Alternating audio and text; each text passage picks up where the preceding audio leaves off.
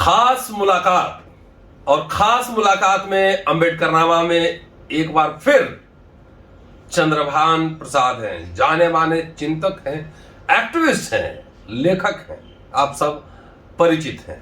दोस्तों, रतनलाल बोल रहा हूं, काम की बात में आपका स्वागत है और पेश है अंबेडकरनामा। आज चंद्रभान जी से बहुत ही खास मुद्दों पर मैं बात करने वाला हूं। पहले मैं पंच लाइन वो क्वेश्चंस आपके सामने रखता हूं और पूरा वीडियो सुनिएगा, उसके जवाब क्या दे रहे हैं चंद्रभान जी ये जानने की कोशिश करेंगे। सवाल नंबर 1 कि क्या देश में दलितों का कोई नेता नहीं? क्या दलितों के वोट को क्लेम करने वाला कोई नेता नहीं? घोर निराशा है क्या? अगर डॉक्टर अंबेडकर इस स्थिति में होते, वो क्या करते, वे क्या सोचते? दूसरा सवाल है कि आप अमूमन ये सुनते होंगे शेड्यूल कास्ट शेड्यूल ट्राइब के बारे में। पहले कहा जाता था कि ये सरकारी दामाद है। बहरहाल अब तो सब लोग सरकारी दामाद हो गए, कोई जात आरक्षण के बाहर नहीं है। लेकिन ये सरकारी दामाद का जो टैग है ये कब आया और किस संदर्भों में आया, ये जानेंगे। तीसरा महत्वपूर्ण सवाल, the role of intellectuals. Intellectual की क्या भूमिका होती है? कई बार हम लोग भी जब काम करते हैं तो लोग कहते हैं कि जमीन पर जाइए, इंटेलेक्चुअल जमीन पर जाइए। मेरी समझ है और अंबेडकरनामा की समझ है कि जमीन पर काम करने का मतलब जून के महीने में गंजी उतारकर सड़क पर लेटना नहीं होता है। जमीन पर काम करने का मतलब होता है कि जमीनी हकीकत को समझकर उसका क्या विकल्प हो सकता है, समाधान क्या हो सकता है, उसको पेश करना, प्रस्तुत करना। डॉक्टर अंबेडकर का पहला पर्चा कोलंबिया में जाति शीर्षक पर लिखा हुआ था। तो ये बात समझने की इस संदर्भ में भी समझेंगे कि बहुत सारे आरोप लगते हैं इंटेलेक्चुअल्स पे, क्या भूमिका होनी चाहिए इस परिस्थितियों में, तमाम पहलू को जानेंगे। दलित शिक्षा आंदोलन चंद्रभान जी ने लखनऊ में एक जमाने में शुरू किया था, उसका क्या प्रभाव हुआ और अभी क्या भूमिका होनी चाहिए इंटेलेक्चुअल्स की, इस पे भी चर्चा करें। चंद्रभान जी, स्वागत है अंबेडकरनामा में। थैंक यू प्रोफेसर रतनलाल जी। क्या आज कोई दलित के वोट्स, मैं दलित कह रहा हूं, वोट को क्लेम करने वाला कोई नेता नहीं है? नहीं, देश विहीन है? क्या इस पे विस्तार से टिप्पणी दीजिए। दलित बस्तियों में जी, खास तौर से उत्तर भारत की चमार बस्तियों में कोई वोट भी मांगने नहीं जा रहा। बहुत तकलीफ है। अच्छा, मैं बहुत तकलीफ में हूँ, बहुत चिंता की बात है। मैंने अपने लाइफ में दलितों में इतनी निराशा कभी नहीं देखी थी। अच्छा, और दूसरी बात यह है कि निराशा का एक कारण यह भी है कि जितने दलित हैं उतने तरह के अम्बेडकरवाद हैं। अच्छा, अभी 14 अप्रैल आएगा, आप संसद मार्ग पर देख लीजिएगा, कितने तरह तरह के बैनर, तरह तरह के फोटो, तरह तरह के विचार। कोई पैमाना नहीं है कि अम्बेडकरवाद क्या है और अम्बेडकरवादी कौन है। कोई पैमाना नहीं है। कोई हमसे एक बार किसी ने पूछा, आप जो है क्या बोलते हैं मेडिटेशन को बुद्धिज्म में?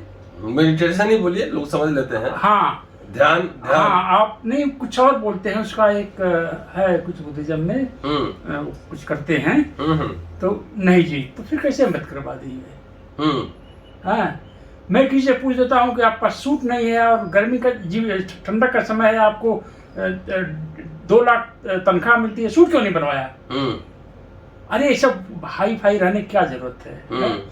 तो एक अम्बेडकर बात का कोई पैमाना होना चाहिए। हमसे एक बार सोशल मीडिया पे मुझे बहुत गालियां पड़ी थी।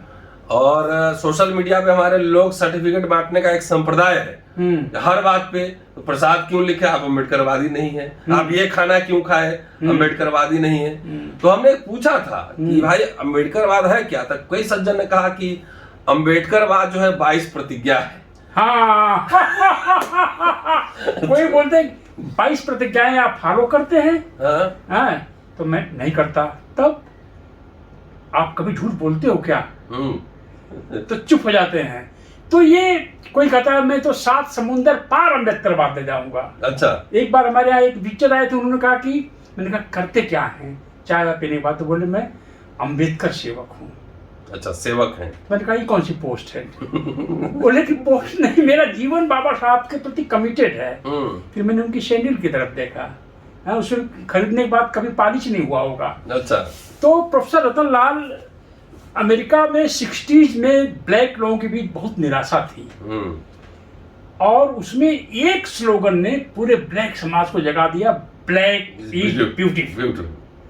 तो मुझे लगता है कि इस समय दलित समाज में आंदोलन की बागडोर दलित इंटेलेक्चुअल्स के हाथ में आनी चाहिए। तो उसमें तो अब आप दलित शब्द इस्तेमाल कर रहे हैं, बहुत सारे अम्बेडकरवादी बोले हैं कि दलित तो शब्द अम्बेडकर इस्तेमाल ही नहीं किए, वो पढ़े नहीं होंगे फिलहाल, लेकिन आप मूल निवासी कहो तो कोई कहेगा बहुजन कहो। बहुत सारे मराठी दलित हैं, मैं तो मराठी दलित देखते ही मुझे हंसी आने लगती है, पता नहीं क्यों। कहते हैं हम नव बुद्धिस्ट हैं, हम दलित नहीं हैं, और जो लात पड़ता है वहाँ के मराठों का, तब SC/ST एक्ट में मुकदमा लिखवाते हैं। तब बताइए, तो दलित इंटेलेक्चुअल्स को अब दलित आंदोलन को लीड करने की जरूरत है। और मैं समझता हूँ अंबेडकर नामा एक अलग से एक अपना एक व्हाट्सएप ग्रुप बनाइए, अंबेडकर नामा वादी, जो अंबेडकर बात को डिफाइन करेगा। मसलन मैं अपने बचपन की तरफ जाना चाहता हूं, जब दलितों को लोगों ने कहना शुरू किया कि दलित तो सरकारी दामाद है, मजाक उड़ाते थे अपर कास्ट के स्टूडेंट्स, मुंह पर बोलते थे अरे आप तो सरकारी दामाद हैं, 3rd क्लास पाएंगे तो फिर भी नौकरी मिल जाएगी। तो वजीफा था, फ्री शिप थी, तमाम सुविधाएं मिलती थी। उसमें से एक सुविधा थी 1975 से लेके पूरे इमरजेंसी के दौरान चला, करीब हर जिले में करीब 500 दुकानें सरकार ने खोल के दी दलितों को। हाँ, शेड्यूल कास्ट, शेड्यूल ट्राइब तो यूपी में नाम मात्र के हैं। मेरे घर के रेडियस में 7 किलोमीटर की दूरी पर 3 दुकानें हैं, 3 जगह 5-5, 10-10 दुकानें हैं, और 50% केसेस में मैं समझता हूँ वो दुकानें थाने के पास हैं। 47 साल पहले उस समय की सरकार ने, हेमवती नंदन बहुगुणा चीफ मिनिस्टर थे, इंदिरा गांधी का आदेश रहा होगा या जो भी है, उस पर रिसर्च करने की जरूरत है। इंदिरा गांधी का था क्योंकि स्पेशल कंपोनेंट प्लान उसी समय आया था, 70s में SC/ST का। तो अगर 1975 में 500 दुकान, हो सकता है 300, रिसर्च करने की जरूरत है, अनुसूचित जाति वित्त एवं विकास निगम के द्वारा बनाकर लोगों को दी गई। अनुसूचित जाति वित्त एवं विकास निगम बना था है अभी हमें लगता है। अच्छा, तो अगर हर जनपद में 500 दुकानें बन सकती थी 1975 में, 47 साल पहले, तो आज क्यों नहीं 1000 दुकानें हर जिले में बनाकर सरकार दे। और सरकार का देना, ये सरकार का एक कर्तव्य है। पहली बात तो रिपब्लिक बाबा साहब अम्बेडकर का मानस पुत्र है, republic RBI reserve bank of India बाबा के विचारों से बना है। उत्तर प्रदेश में या किसी भी प्रदेश में भारत के, इसमें जो है 1000 जो है छोटी छोटी दुकानें बन सकती हैं। कंस्ट्रक्शन कास्ट यानी कि चंदन साहब बतला रहे थे कि 3 लाख से 4 लाख आएगा, और सरकार की इतनी, हर जिले में इतनी सरकारी जमीनें हैं, तो वहां पर बनाया जाए। इसका एक आंदोलन अंबेडकर नामा करे, और आपके पीछे पीछे मैं भी चलूंगा, और हर 3 महीने पर जंतर मंतर पर 1000 दलित इकट्ठा हों, 25 मैं लाऊंगा, और एक ही मांग करेंगे साल भर तक यही कहते रहेंगे कि 1000 दुकानें दलितों को हर डिस्ट्रिक्ट में देश भर, और इसको फैलाने के लिए हम लखनऊ चलेंगे, कलकत्ता चलेंगे, भोपाल चलेंगे। आंदोलन के लिए चंद्रभान भाई संसाधन की जरूरत होती है। हाँ, तो आप इसलिए अलग से एक व्हाट्सएप ग्रुप बनाइए कि दलित इंटेलेक्चुअल्स आंदोलन के लिए तैयार, हमें संसाधन चाहिए।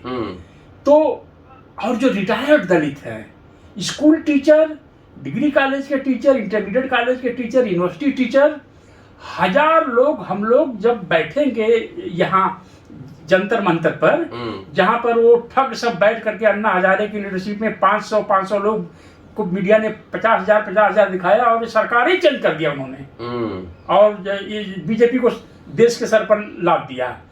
और उस आंदोलन को आप लीड करिए, मैं आपके पीछे पीछे एकदम चलूंगा। और अगर दलित इंटेलेक्चुअल्स इस फील्ड में नहीं आते हैं, बाबा साहब के मिशन को नहीं चलाते हैं, तो मैं समझता हूं कि बाबा साहब आज होते। सवाल वही है, तो यही काम करते। राइट्स, बाबा साहब की पूरी जिंदगी देख लीजिए, यह जीता, ये फीस माफी का अधिकार जीता, वजीफे का अधिकार जीता, आरक्षण का अधिकार, वो छोटी छोटी लड़ाई जो वो लड़ते थे। और मालूम है, मेरा गांव आजमगढ़ में है, और आजमगढ़ में मेरे बचपन में जब इंसान पैदा होता था तो इतना बड़ा होता था, 1.5 फीट का, 1 फीट का, और 1.5 किलो वजन होता था। वही आदमी बढ़ते 5 फीट 6 फीट का हो जाता था। तो चलिए छोटी चीजें मांगते हैं, डिमांड करते हैं, जिस पर हमारा अधिकार है। 1000 दुकानें हर जिले में, साल भर तक ये आंदोलन चले।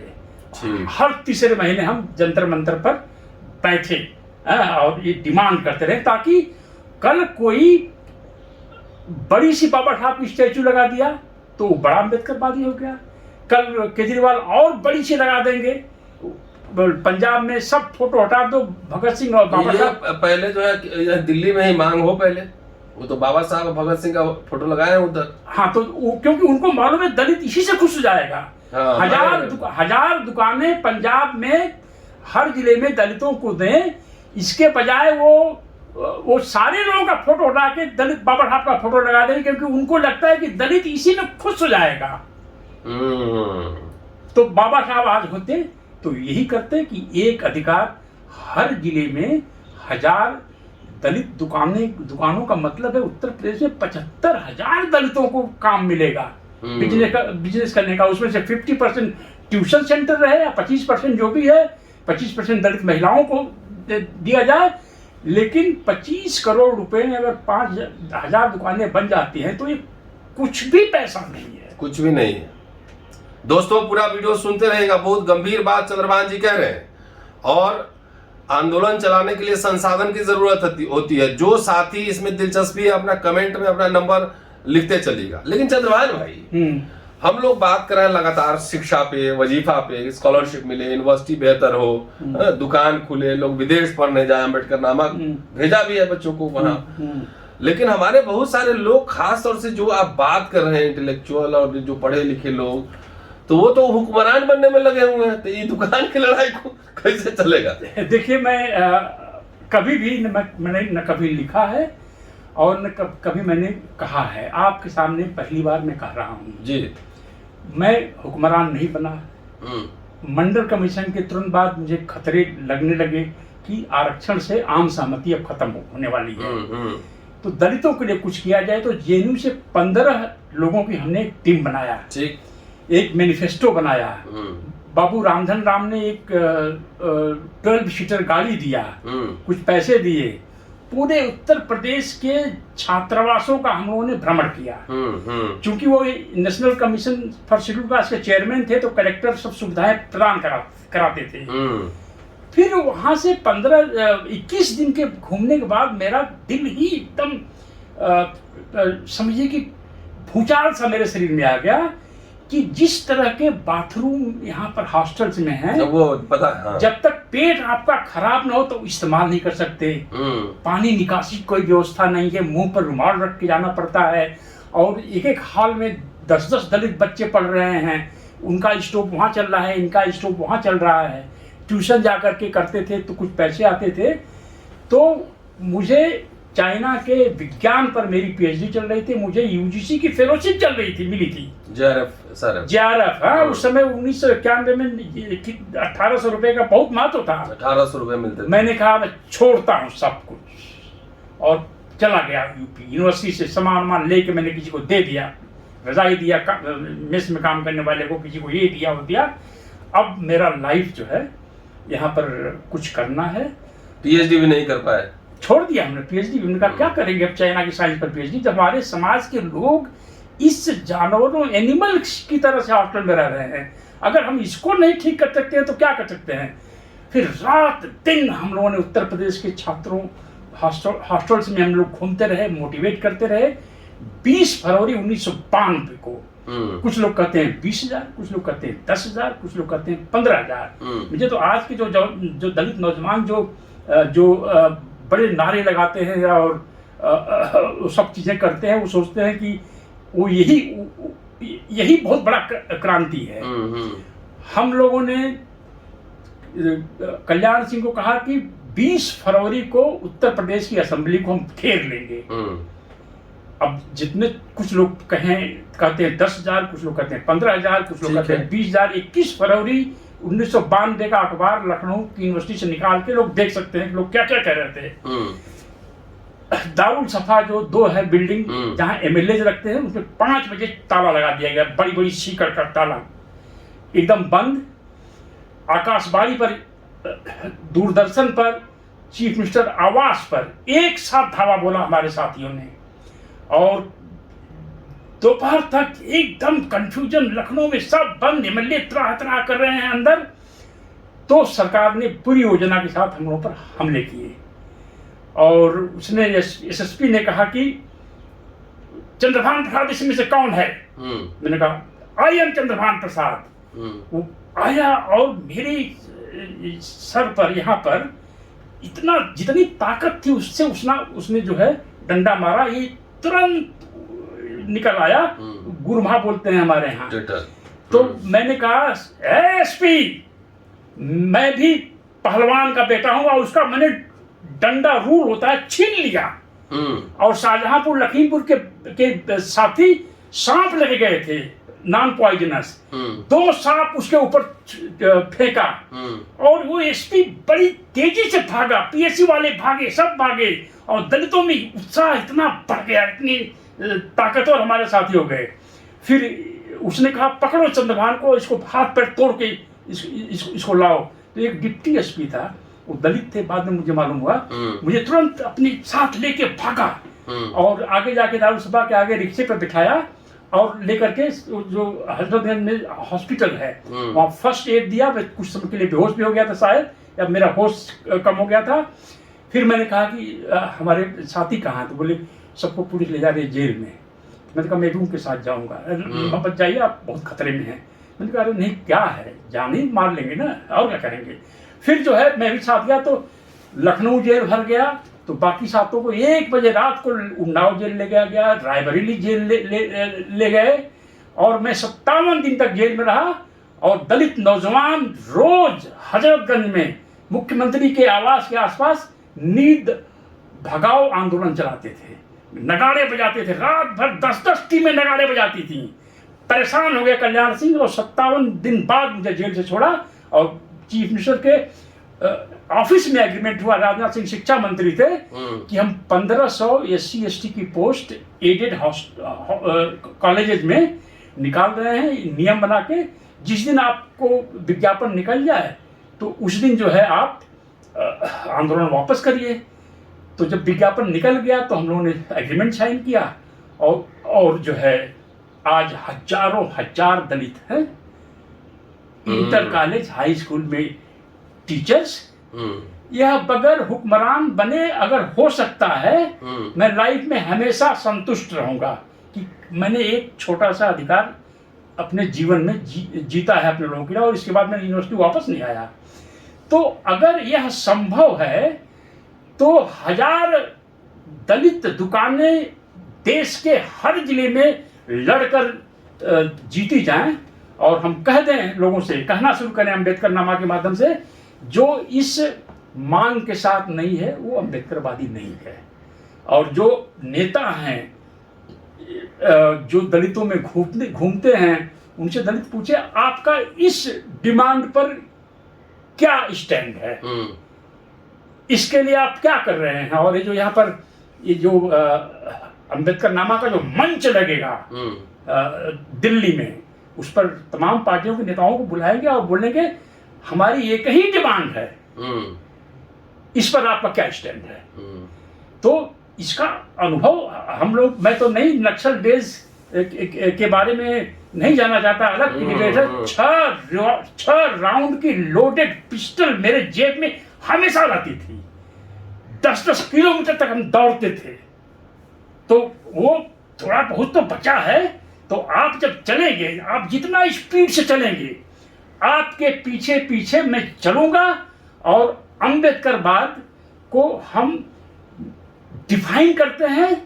और इस साल का अम्बेडकरवाद की लड़ाई 1000 दलित दुकानें हर जिले में जहां आदिवासी है वहां आदिवासी ब्रदर्स के लिए, तो ये आदिवासी और दलित के लिए 1000 दुकान हर शहर में, हर जिले में। हाँ। और हम लोग चलेंगे बिहार के हॉस्टल्स का हम लोग सर्वे करने चलेंगे, बिहार चलेंगे, यूपी चलेंगे, भोपाल चलेंगे, बॉम्बे चलेंगे, सब जगह चलेंगे। और खास तौर से छात्रावास में हम लोग जरूर जाएंगे, हर जगह, हर छात्रावास में, हर छात्रावास में और जहां उत्तर प्रदेश में दुकानें मिली थी वहां आपका मोबाइल कैमरा उस दृश्य को पकड़े कि किस तरह 1975 में जब दलित लोगों के जेब में ज्यादा पैसे नहीं थे, तो उस समय दुकानें कुछ लोगों ने बेच दिया होगा, कुछ पर किसी ने कब्जा कर लिया होगा, पर अभी भी ये दुकानें हर जगह उत्तर प्रदेश। पार्लियामेंट से कागज निकालना पड़ेगा जो इसमें ही पास हुआ होगा। हाँ, आसानी से निकल जाएगा। ये वित्त जो अनुसूचित जाति वित्त एवं विकास डिपार्टमेंट है, निगम है उत्तर प्रदेश में। हाँ, विधानसभा में होगा। हाँ, तो अगर जितना दलित एक एमएलए एमपी बनने में या बनाने में खर्च करते हैं, उसका 1000वां हिस्सा इस नए व्हाट्सएप ग्रुप पर अंबेडकर नामा वादी में इन्वेस्ट करें, तो जिस तरह से एक स्लोगन ने ब्लैक इज ब्यूटीफुल से पूरे ब्लैक समाज में एक उत्साह पैदा कर दिया, उसी तरह से हम लोगों का 1000 दुकानें हर जिले में देश भर के। Dalit must be powerful, Dalit must be economically powerful, Dalit must become job giver. उसमें चंद्रभान भाई एक बात है जो असेसमेंट हो रहा है कि इंदिरा गांधी के जमाने में दुकानें भी गई, कांग्रेस ने दिया, स्पेशल कंपोनेंट प्लान आया, उसके पैसे अभी तक नहीं खर्च हुए, मतलब हर साल वापस चला जाता है। क्यों? किसी ने मांगा है? नहीं, कोई नेता बोल रहा है ना, पब्लिक बोल रहा है। दलित ने कहा है कि हमें 1000 दुकानें हर जिले में चाहिए। किसी दलित ने कहा है कि SC ST हॉस्टल्स का पुनरुद्धार किया जाए। किसी ने कहा है कि जो दिल्ली में जिस तरह से फैक्ट्री बनाने की जमीन अलॉटमेंट में शेड्यूल कास्ट का आरक्षण है, उत्तर प्रदेश में भी फैक्ट्री के लिए जो जमीनें अलॉट होती है, इंडस्ट्रियल प्लॉट्स, किसी ने मांगा है। किसी ने मांगा है, मांग ही नहीं रहा, हुक्मरान बनना है। हाँ, कि बगल में ग्वालियर में SC ST हॉस्टल में ब्रेकफास्ट लंच डिनर फ्री में मिलता है, साबुन मिलता है, तेल मिलता है, कंघी मिलती है, उत्तर प्रदेश में भी मिलना चाहिए। किसी ने मांगा है? हुक्मरान इधर के ज्यादा हुक्मरान बनने में बिजी है। बहुत ज्यादा नुकसान हो चुका है बाबा साहब के अंदर, बहुत ज्यादा। एक इंटरप्रिटेशन ये है जो अभी दलितों की स्थिति, न कोई मांग रहा है, न कोई दे रहा है, न कोई दलित वोट पे दावा कर रहा है। तो आजादी के बाद जब सरकारें बनी, हम ये नहीं कह रहे कि सब बहुत ही लिबरल कल्याणकारी सरकारें सब रही हैं और दलित पे दमन नहीं हुआ, लेकिन एक अंडरस्टैंडिंग ये थी कि हजारों साल से इनको जो है ना दबाया गया, तो थोड़ा थोड़ा स्पेस लोग देते रहे। कांग्रेस की सरकारें रही, लेकिन आरक्षण भी दिया, वजीफा भी दिया, दुकानें भी दी, तमाम कुछ दी। लेकिन उसी आरक्षण से आए जिसको आप कहते हैं जिनका तोंद निकल गया, वही कह रहे थे जगजीवन राम गद्दार है। उन्हीं अब बताइए, कभी कभी तो मैं गुस्से में अपनी वाइफ से कहता हूं कि मैंने जो इंटरव्यू किया है 20 प्रोफेसर्स का, कि क्या आपके गांव में 1950 के आसपास जरा अपने माता पिता से पूछ बताए दलितों में तोंद होती थी? तो 18 लोगों ने या 19 लोगों ने कहा तोंद नहीं होती थी दलितों में। अब तोंद कब आई? तोंद 1980 के आसपास आई। जो बाबू जगजीवन राम ने जो पोस्टल सर्विस में रेलवे में अंधाधुंध भर्ती कराया। आज भी रेलवे में 17% दलित हैं 15% की जगह। तो जब उनकी संतानें आई और IAS IPS डॉक्टर इंजीनियर बने, जितने IAS IPS PCS doctor engineer हैं उस जमाने के, पता करिए कि इनके पिताजी क्या थे, तो रेलवे में थे, पोस्ट ऑफिस में थे। तो जब उनको तोंद आ गई तो बोले बाबू जगजीवन राम चोर था, गद्दार था, दलाल था। ये बताइए, बैंकों का राष्ट्रीयकरण हुआ, हजारों हजार दलित नौकरी में मैनेजर बने ना। दलित मैनेजर के सामने भी बड़ा आदमी हाथ जोड़ता है ना। पब्लिक सेक्टर आया, 200-250 पब्लिक सेक्टर, इसमें इतनी मोटी तनख्वाह मिलती है। दलित परिवारों में तो जो धन आया है, आज जो दलित शादियों में जो है मिडिल क्लास के शादियों में जो ट्रैफिक जाम हो जाता है, तो पब्लिक सेक्टर का ही तो योगदान है। तो अगर ये सब 1 by 1 हुआ है, तो अंबेडकर नामा के माध्यम से बाबा साहब के ओरिजिनल विचारों की तरफ चलते हैं और हर साल एक एक डिमांड रखते हैं और उसके लिए लड़ते हैं, ताकि कोई हम कह सकें, हे केजरीवाल, पंजाब में बाबा साहब का फोटो तुम उतार लो और हजार दुकानें हर जिले में दलितों को इलाज करो। हाँ, चाहे जो भी हो। हे योगी, अंबेडकर वादी बनता है, 1000 दुकान दिखा। जब तक इनकी आंखों में आंखें डालकर नहीं देखेंगे। जब बाबा साहब इंटर किए पुणे जेल में गांधी जी से बातचीत करने के लिए, जो वो मरने पर उतारू थे, तो जिस तरह से बाबा साहब उसमें जेल में जा रहे थे, गांधी जी सोचे कलेक्टर आ रहा है उनको गिरफ्तार करने के लिए। तो बाबा साहब का वह रूप जो है, हम बाबा साहब तो नहीं बन सकते, लेकिन बाबा साहब का बनने का नाटक तो कर सकते हैं। तो प्रोफेसर रतनलाल, आपको बाबा साहब बनने का अभिनय करना होगा। मैं पीछे पीछे आपके साथ रहूंगा, जहां तक चलिए आप भी चलेंगे, आपके साथ रहूंगा। लेकिन एक बात वो जो कहना भूल गया कि जब जात जात की पार्टियां बनने लगी, तब से जो दलितों के अधिकार हैं उसमें गिरावट आने लगा। किसी ने ध्यान देना ही छोड़ दिया, अपने जात का पार्टी तो जाओ जात वाले से ही मांग लो। ऐसा है क्या? देखिए, जो भारत में मुख्य जातीय श्रेणियां हैं, ब्राह्मण है, ब्राह्मणों में तमाम गोत्र हैं, उसका लीडरशिप ब्राह्मण करता है। ब्राह्मण ठाकुर की भी लीडरशिप करता है, बनिया की भी लीडरशिप करता है। ओबीसी में यादव ओबीसी का लीडरशिप करता है। दलितों में नॉर्थ इंडिया ले तो चमार लीडरशिप करता है। तो चमार रेजिमेंट ही अंग्रेजों ने क्यों बनाई?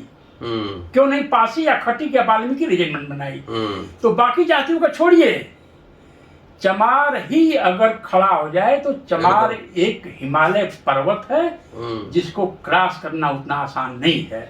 दुर्भाग्यवश चमार समाज के जितने लीडर्स हैं, उन्होंने अपने समाज को त्याग दिया है और वो 7 समुद्री लीडर हो गए हैं।